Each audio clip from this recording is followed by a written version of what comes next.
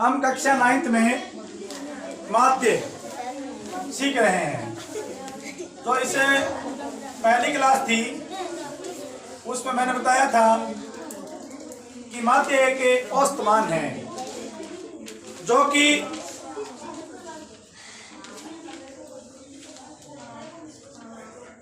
माध्य एक औसत मान है जो कि दिए गए आंकड़ों का प्रतिनिधित्व करता है।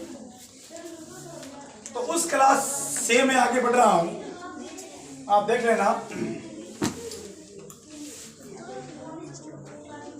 सबसे पहले बच्चों देखो, जो आंकड़े हैं ना वो आपके पास दो प्रकार से आ सकते हैं। अवर्गीकृत,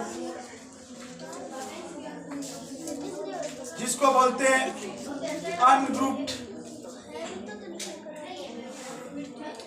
और दूसरे होते हैं वर्गीकृत।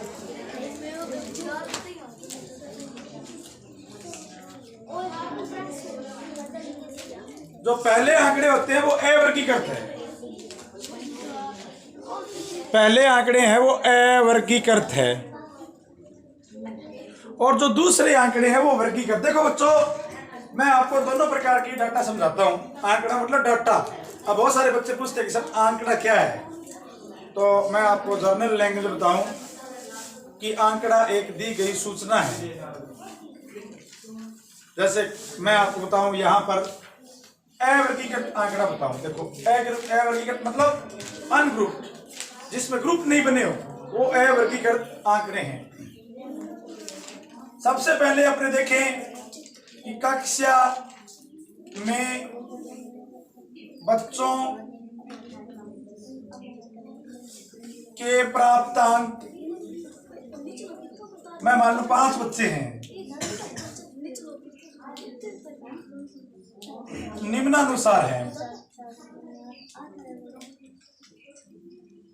कक्षा में बच्चों के प्राप्तांक निम्नानुसार है। कक्षा में बच्चों के प्राप्तांक निम्नानुसार है। जैसे आपको दे दिया 16, 18, 14, 12 और 20। तो बच्चों ये देखो, एक बच्चे के मार्क्स है, ये दूसरे बच्चे के मार्क्स है, तीसरे के, इसी प्रकार चौथे, और ये 5वें के मार्क्स है। तो यहाँ पर किसी प्रकार का कोई ग्रुप नहीं है। प्रत्येक बच्चे के व्यक्तिगत या इंडिविजुअल अलग अलग मार्क्स दिए गए। कई बार ऐसे भी हो सकता है कि कक्षा में बच्चों के मार्क्स ऐसे दे दें कि ये मार्क्स है, अंक, और ये बच्चों की संख्या है, number of student, number of students,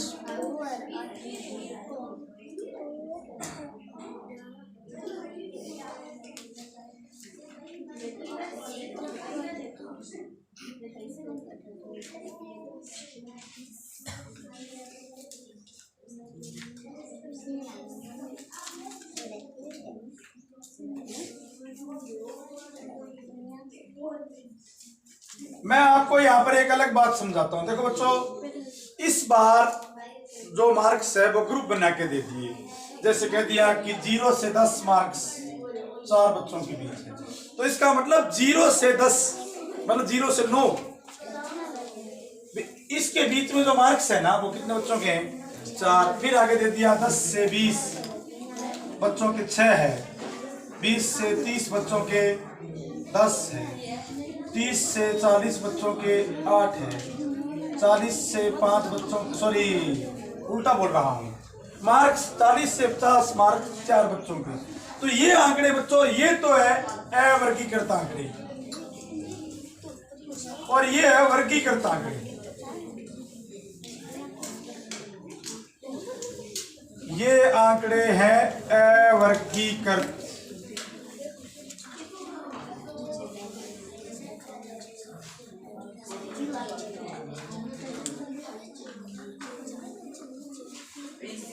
ungrouped और ग्रुप्ड,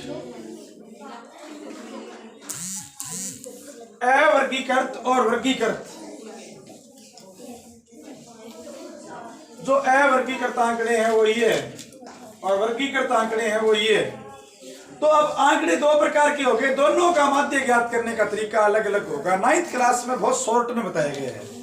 यहां तो आप डायरेक्ट फॉर्मूला लगाओगे प्रेक्षणों का योग बटा प्रेक्षणों की संख्या, और यहाँ पर बच्चों आपको थोड़ा सा मैं नई चीज सिखाऊंगा। तो फिलहाल तो आपने यहाँ पर ये समझा है कि यदि हमारे पास दो प्रकार के डाटा है, पहले डाटा वर्गीकृत, दूसरे वर्गीकृत, इंग्लिश में बोलते हैं दूसरे में ग्रुप नहीं बना हुआ है क्या? 0 से 10, 0 to 10, ये दो लाइन है ना, इसका मतलब से है। 0 से 10, 10 से 20, 20 से 30, 30 से 40, 40 से 50, 4, 6, 10, 8, 4। तो ये इस प्रकार के ग्रुप डाटा है। अब दोनों का माध्य ज्ञात करने का तरीका है वो अलग अलग रहेगा। फर्स्ट मैं आपको बताऊं 9th क्लास की दृष्टि से, ये जो क्लास है वो 10वीं क्लास के लायक नहीं है। 10वीं क्लास में तो इनका विस्तृत रूप है। अभी अपने एक माध्य शब्द का अपने मतलब समझे ना, तो इसका मतलब है लगभग मध्य का मान, ठीक मध्य का मान नहीं, लगभग मध्य का मान। अब माध्य ज्ञात करना है आपको, तो पहले देखो जैसे 6, 11, 8, 13, 9,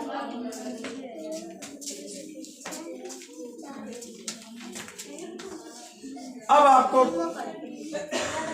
12, 8, 4, 1, 2, 3, 4, 5, 6, 7, 8, मैं 10 लेता हूं। तो ये देखिए बच्चों, 10 बच्चों के मैंने 20 में से जो मार्क्स उनके आए हैं वो लिख दिए। देखो यहां 10 बच्चों के प्राप्तांक है मार्क्स।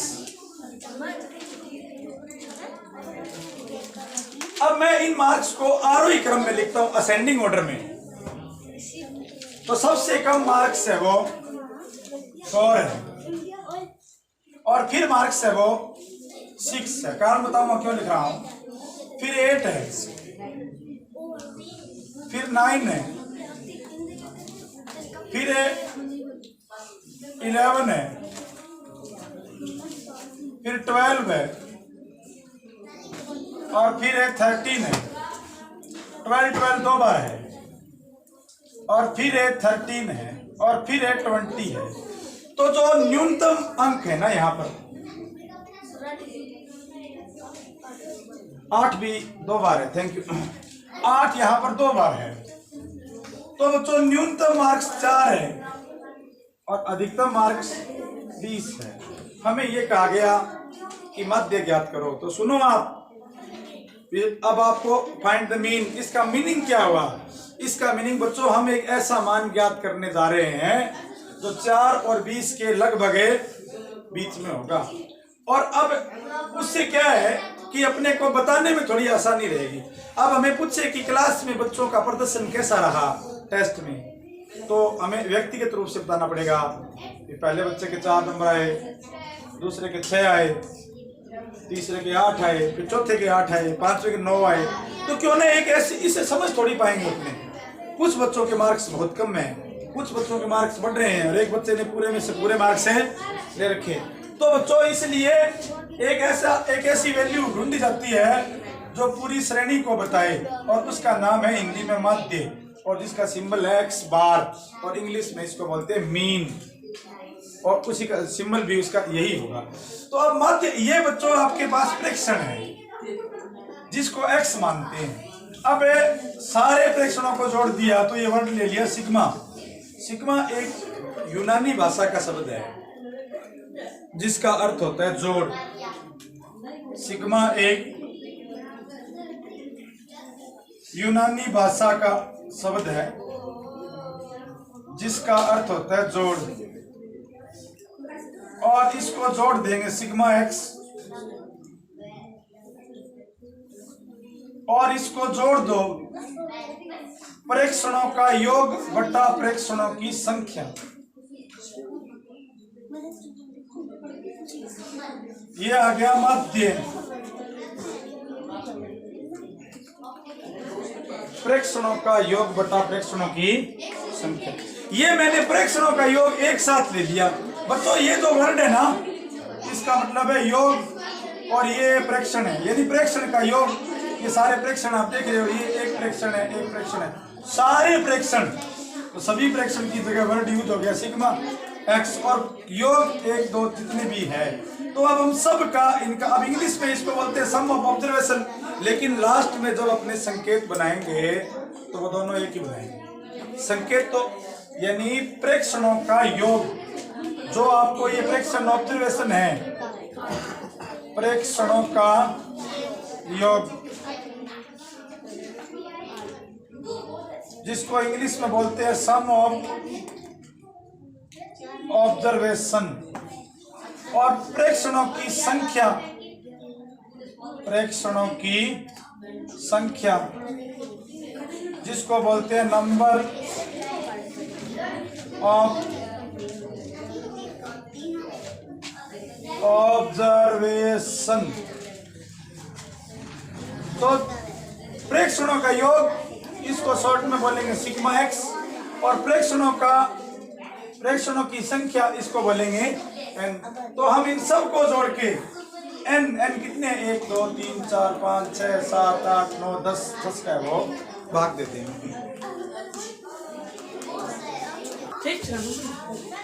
तो इन सब को ऐड करने पर प्रेक्षणों का योग आया अपने पास। हम इनको ऐड करें 6 4 10 8 18 8 26 4 30 5 35 और 11 35 और 11 46 और 2 48 2 58 और 2 60 70 80 83 और 20 93, शायद 93 है, यानी सभी प्रेक्षणों का योग 93 है और बटा प्रेक्षण 10 है, तो अपने पास आंसर आ गया 9.3। अब बच्चों मैं आपको जरूरी बात समझाने जा रहा हूं। इन डाटा का जो मीन है, mean of given data is 9.3। इसका मतलब क्या हुआ? इसका मतलब ये हुआ कि बीच में जो मार्क्स है ना इनके लगभग है, वो कितना है 9.3। यानी प्रत्येक बच्चे ने, अब ये मान लेते हैं, अब ये मान लिया गया कि प्रत्येक बच्चे ने 9.3 मार्क्स प्राप्त किए। न तो 6 गिना जाएगा अधिकतम और न ही न्यूनतम, और न ही 20 से अधिकतम गिना जाएगा। तो यही मीन का बेनिफिट है, इसलिए मीन ज्ञात करते हैं। अब मान लो आपके स्कूल में या मेरे स्कूल में सब्जेक्ट टीचर से प्रिंसिपल पूछे कि बताओ इन 10 बच्चों के कितने मार्क्स आए, तो टीचर कहेगा, बताने के 2 तरीके हैं टीचर के पास। टीचर कहेगा कि सर 6 11 8 13 9 12 इस प्रकार से नंबर आए। एक वो टीचर ऐसे बोले कि सर प्रत्येक बच्चे के लगभग 9.3 मार्क्स आए, तो वो प्रिंसिपल सर जो है बड़े अच्छे तरीके से समझ पाएंगे, अच्छे तरीके समझ पाएंगे ना। अभी प्रत्येक बच्चा लगभग कितने नंबर प्राप्त कर रहा है 9.3, इसीलिए बच्चों माध्य ज्ञात किया जाता है। अब 9.3 बच्चों 20 और 6 के लगभग मिडिल वैल्यू मान लिया गया, यही माध्य है बच्चों। यदि आपके पास आंकड़े अवर्गीकृत है तब माध्य ज्ञात करने का सूत्र ये रहेगा, प्रेक्षणों का योग बटा प्रेक्षणों की संख्या। अब दूसरी परिस्थिति में जो डाटा है वो वर्गीकृत हो सकते हैं।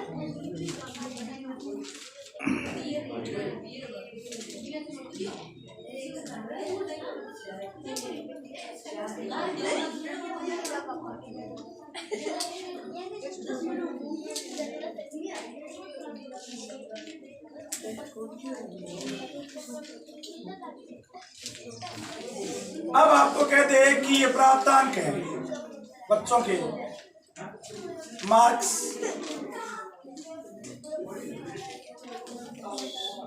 और ये बच्चों की संख्या है, फ्रीक्वेंसी मैंने एफ मान ली, बच्चों की संख्या कितनी है।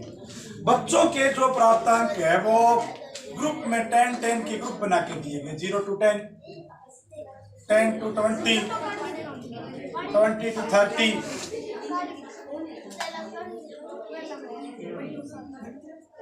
30 to 40, 40 to 50, 50 to 60,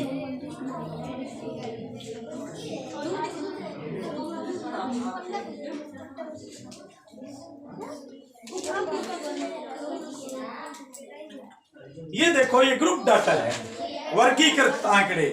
अब बच्चों इसका मतलब ये है कि 0 और 10 के बीच में मार्क्स, 10 और 20 के बीच में मार्क्स। तो मैं यहाँ पर ये मान लूं कि 4 3 2 1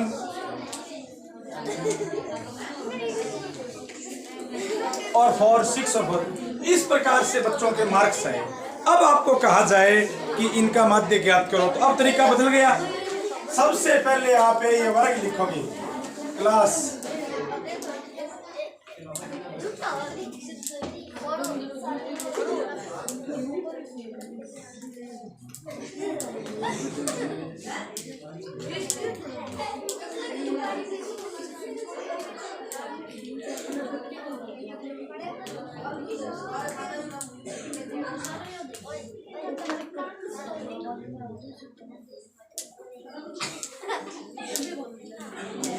देखिए ऐसे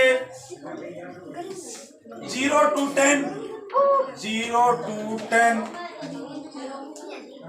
10 to 20, 20 to 30,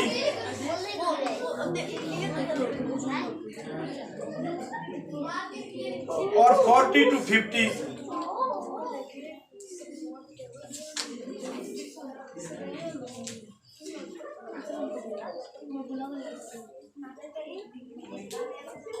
अब x ले ले, मध्यमान 0 x बच्चों क्लास वर्ग है, तो हम एक ऐसा मान देखेंगे जो इस पूरे वर्ग का प्रतिनिधित्व करे। 0 10, इसलिए x का मतलब मिडिल वैल्यू, x का मतलब ले ली मिडिल वैल्यू, मध्य मान। तो मध्यमान x का मतलब है मध्यमान, मिडिल वैल्यू।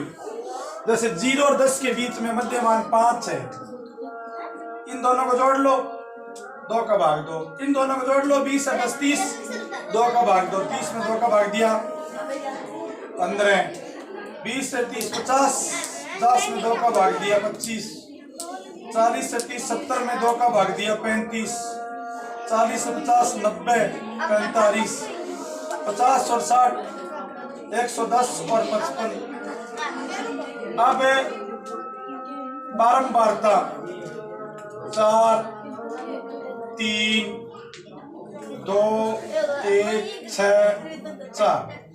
देखो बच्चों, आप वर्ग को भूल जाएंगे और वर्ग मतलब क्लास को भूल ही जाएंगे और क्लास की जगह x लेंगे। अब m को x से गुणा कर देंगे, 5 को 4 से 5 गुणा में 4 जो कि हो गया 20, 15 को 3 से गुणा कर देंगे जो कि हो गया 45, 25 को 2 से गुणा कर देंगे जो कि हो गया 50, 35 को 1 से गुणा कर देंगे 35, 45 को 6 से गुणा कर देंगे 270, 55 को 4 से गुणा कर देंगे 4 5 20, 2 4 5 20 2 22, 220। तो अब ये अपने पास fx आ गया। अब बच्चों आपको कहा जाए कि माध्य ज्ञात करो, तो fx ये आ गया सिग्मा और इसके साथ लिख दिया fx, और ये आ गया सिग्मा f 20 45 50 35 270 220, 5 और 5 10, 2 और 1 3, 3 और 4 7, 5 12 3 15 7 22 2 24, 2 बच गया 2 2 4 2 6, 640 उत्तर आ गया। यानी सभी सिग्मा है 640 आ गया। और इसको जोड़ो, 4 3 7 2 9 और 1 10, 10 6 16 और 4 20, तो माध्य आ गया सिग्मा एफ एक्स बटे सिग्मा एफ एक्स कितना है 640 बटा 20, 0 से 0 2 तिया 2 मतलब माध्य 32 है।